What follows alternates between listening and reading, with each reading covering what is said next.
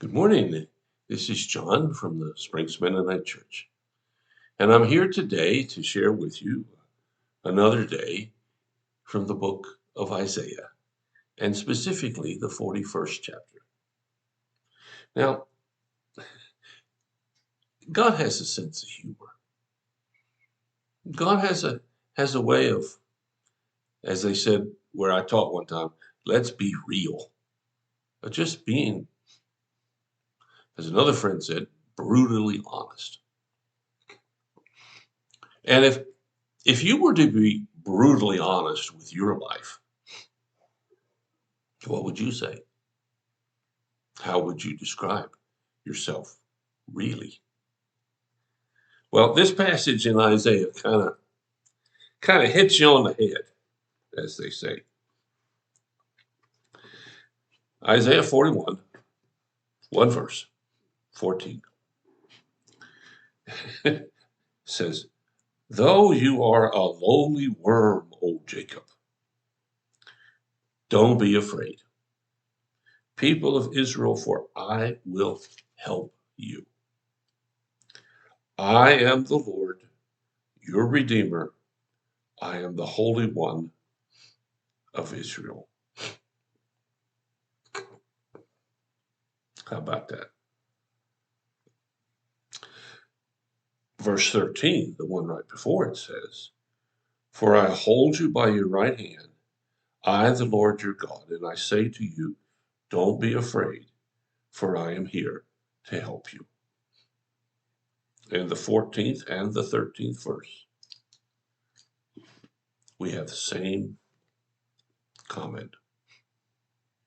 Don't be afraid. Why is that so hard to hear? Why is it so hard to not be afraid? Oh, we got all these examples, movies, poems, books about brave, super brave people who don't back down at anything until something happens they weren't expecting, like a disease or an illness or a death. Some tragedy happens, and even the bravest of the brave will cringe. And I say that simply to say that being human sometimes means being afraid. I don't know what my future holds. Truth of the matter is, you don't either. And that's a little scary because I have a good life. I want to keep it. I want to enjoy what I have. But I don't know if that's going to happen. Now, don't be as they say, a Debbie Downer here. God says, well, even though you are a lowly worm, even though, how can I say it?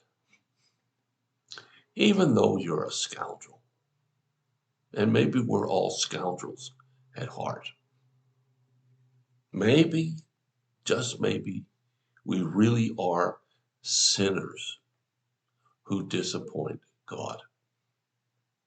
Every one of us. Even that isn't enough to keep God from helping you. Did you hear that? Whatever's happening in your life, even if you've never acknowledged Him, even if you're ready to just forget the world, even if you're mad as a hen over something that happened 30, 40 years ago, and you've been carrying it all these years, and you have a right to be angry and mad. Even that, God says, I'm still going to help you. I'm still your Redeemer. And you don't have to be afraid. I'm not sure, but I think that phrase, don't be afraid, in one form or another, is the most commonly used phrase in the Bible. Now, if you want to check it out and prove me wrong, that's okay. I don't mind. I know it's used a lot of times. And I think it's used at least the equivalent of once a day somewhere.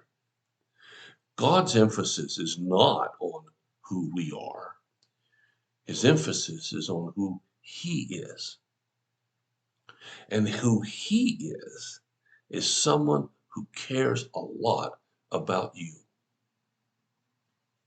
under any circumstances, in any situation. He wants to be your helper, your friend, your companion. He wants you to take his hand and let him lead you through, as some places say, the valley of the shadow of the death. Even in the worst, he still wants to be there to lift you up. Now, I can say from experience, he's done that in my life. But there are times when I have to listen to my own words, as now I'm sharing them with you. Don't be afraid.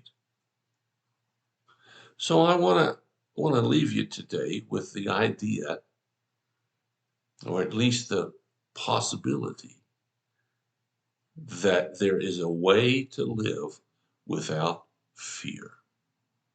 I'm not saying it's easy. I'm not saying that it isn't going to be uncomfortable at moments.